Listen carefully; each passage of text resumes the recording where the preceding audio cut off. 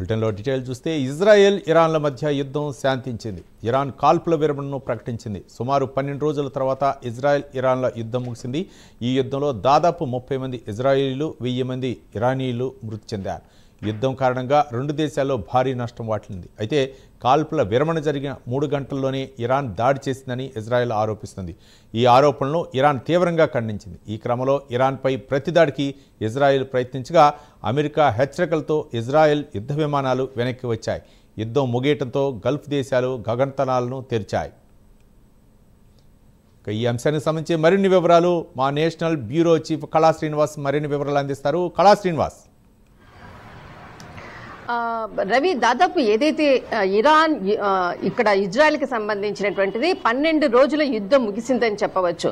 ముఖ్యంగా నిన్న ఏదైతే అర్ధరాత్రి 3:30 గంటల సమయంలో డొనాల్డ్ ట్రంప్ ప్రకటించినటువంటి ఏదైతే కాల్పుల విరమణకు సంబంధించినటువంటి కీలక ప్రకటన తర్వాత దాదాపు 3 గంటల అంటే ఏదైతే కీలక ప్రకటన చేసింది ఆ ప్రకటనలో ముఖ్యంగా రెండు దేశాలు కూడా కాల్పుల విరమణకు అంగీకరించాయంటూ కూడా పోస్ట్ దాదాపు 12 గంటల వరకు కూడా అటు ఇరు దేశాలు కూడా ఎక్కడా కూడా కాల్పులు జరపరాదు అన్నది మాత్రం ఆ కీలకంగా ప్రకటన చేసింది. అయితే ఆ ప్రకటన వెలువడిన తర్వాత కూడా ఇరాన్ ఇజ్రాయెల్ పై దాడి చేసినటువంటి చెదురుమదురు సంఘటనలు జరిగాయి అంటూ కూడా ఇక్కడ ఇజ్రాయెల్ కూడా మరొకసారి ఆరోపించింది. ఇరాన్ దీనికి ఖండించింది. అయితే మొత్తం మీద ఏదైతే 12 రోజుల యుద్ధం మాత్రము దీని వలన అంటే ఇది డొనాల్డ్ ట్రంప్ ఇది నేనే దీనికి మధ్యవర్తిత్వం వహించి శాంతి చేకూర్చాను అంటూ కూడా కీలక ప్రకటన కూడా చేశాడు. అయితే చాలా మటుకు కూడా ఇక్కడ దాదాపు కొన్ని రోజుల వరకు కూడా అంటే ఏదైతే ఇరాన్ ఇజ్రాయెల్కి సంబంధించినటువంటి శాంతి చర్చలకు గత కొన్ని రోజుల నుంచి కూడా ఒక కమిటీ అంటే ఒక 3 సభ్యులు ఉన్నటువంటి ఒక కమిటీ కూడా మధ్యవర్తిత్వం వహిస్తుంది. అయితే ముఖ్యంగా ఏదైతే డొనాల్డ్ ట్రంప్ చేసినటువంటి ప్రకటన మాత్రము ఇరాన్ చేసినటువంటి అమెరికాకు సంబంధించినటువంటి ఖతార్లో అంటే ఇక్కడ స్థావరాలపై ఖతార్లో ఉన్నటువంటి ఏదైతే అమెరికాకు సంబంధించినటువంటి స్థావరాలపై దాడి చేయడంతో ఒక్కసారిగా అమెరికా ఇక్కడ ముఖ్యంగా కాల్పుల విరమణకు సంబంధించినటువంటిది కొద్దిసేపటి తర్వాత దీనికి సంబంధించినటువంటిది ఒక కీలక అప్డేట్ మాత్రం రావడం జరిగింది. అయితే ఏదైతే అటు ఇరాన్ ఇజ్రాయెల్ ఏదైతే కాల్పుల విరమణ జరిగిన తర్వాత ఇక్కడ ఇజ్రాయెల్ కొన్ని గంటల తర్వాత ఏదైతే గగనతలానికి సంబంధించినటువంటిది కూడా కొన్ని గంటల పాటు ఓపెన్ చేస్తున్నట్లు కూడా కీలక ప్రకటన చేసింది. అయితే ముఖ్యంగా మనకు ఈ ఇరాన్ ఇజ్రాయెల్ కి సంబంధించినటువంటి కాల్పుల విరమణకు మధ్యవర్తిత్వంగా కొంతమంది కీలక వ్యక్తులు కూడా ఇందులో పనిచేశారు.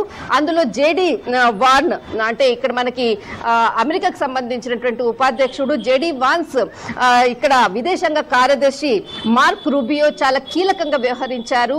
దాదాపు ఏదైతే అమెరికా ఇరాన్ పై దాడి చేసినటువంటి సమయంలో వార్ రూమ్ లో ఇక్కడ జేడీ వాన్స్ తర్వాత డొనాల్డ్ ట్రంప్ కీలకంగా ఆ రూమ్ లో ప్రత్యక్షంగా కూడా ఒక రూమ్ లో ఉండి ప్రత్యక్షంగా చేసేటటువంటి సమరాన్ని కూడా చూసినటువంటిది కూడా మనకు సోషల్ మీడియా వేదిక కూడా పోస్టులు కూడా చూసాము, తర్వాత వీడియోలు కూడా చూసినాం.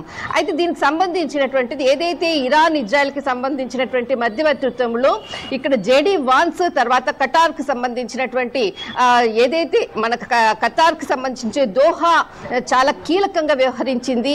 దీనికి సంబంధించినటువంటిది ఏదైతే మరి కాల్పుల విరమణను ప్రకటించిన తర్వాత కూడా 3 గంటల తర్వాత కూడా అటు ఇరాన్ ఏదైతే మనకు ఇరాన్ కానీ ఇజ్రాయెల్ కానీ అక్కడక్కడ దాడులు చేశాయి అంటూ కూడా కీలకంగా వ్యవహరించారు. కానీ ఎక్కడా కూడా దీనికి సంబంధించినటువంటి శాంతి చర్చలు మున్ముందు కూడా ఉండాలి అంటూ కూడా డొనాల్డ్ ట్రంప్ చేసినటువంటి ప్రకటన అనుకోవచ్చు. తర్వాత ఏదైతే అణు యుద్ధానికి సంబంధించినటువంటిది ఇక ముందు కూడా చేయరాదన్నటువంటిది అమెరికా చేసేటటువంటి ప్రసంగానికి మాత్రము ఇరాన్ కొద్ది గంటల తర్వాతనే కూడా ఒక కీలకమైనటువంటి అప్డేట్ ఇచ్చింది.